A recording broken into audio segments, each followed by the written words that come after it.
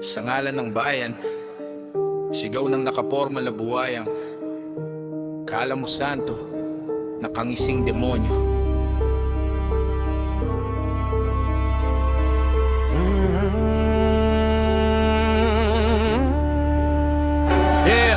Nagmamaang-maangan para hindi malaman. May itim na balak para patumbahin ang kalaban. Formal manamit, kalamukhang disengking tao, pero bawat pirma milyon nawawala sigurado. Mga walang pakialam sa kumakalam na tiyan, buwis, gasolina, krudo produkto, lahat nagsisitaasan. Habang mga walang hiya, imbes gawa ng solusyon, turo dito, turo doon, walang katapusang investigasyon. Flood control, project namin sa ipinag-usapan. Mga proyektong naging guni-guni na lamang. Maraming buwan nagdaan, maliliit na isda lamang nakasuhan, habang malaking buhaya sinasamsam ka ba ng bayan?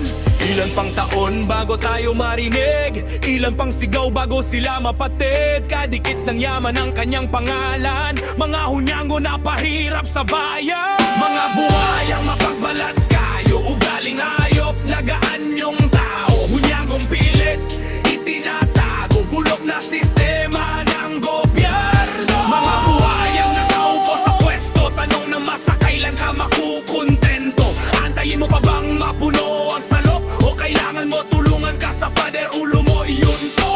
Sa TV bida, sa social media, banal-banalan, pangiti-ngiti pero may planong kabalbalan. May scholarship daw pero kulang ang budget, kasi may porsyento sa pondo nakasingit. Hospital walang gamot, classroom sira-sira, habang mga buhaya paldo-paldo sa pera.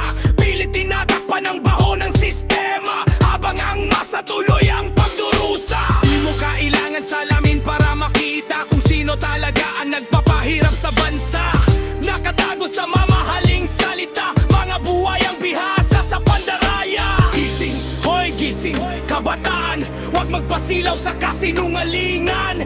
Boses ng lansangan dapat marinig, dahil pagbabago di galing sa tahimik. Mga buhayang mapagbalat kayo, ugaling hayop, nagaan yung tao. Hunyangong pilit, itinatago, bulok na sistema ng gobyerno. Mga buhayang nakaupo sa pwesto, tanong ng masa kailan ka makukontento.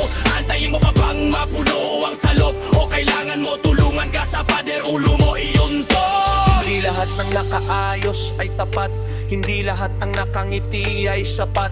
Ilan pang taon bago tayo marinig, ilan pang sigaw bago sila mapatid. Kadikit ng yaman ang kanyang pangalan, mga hunyango na pahirap sa bayan.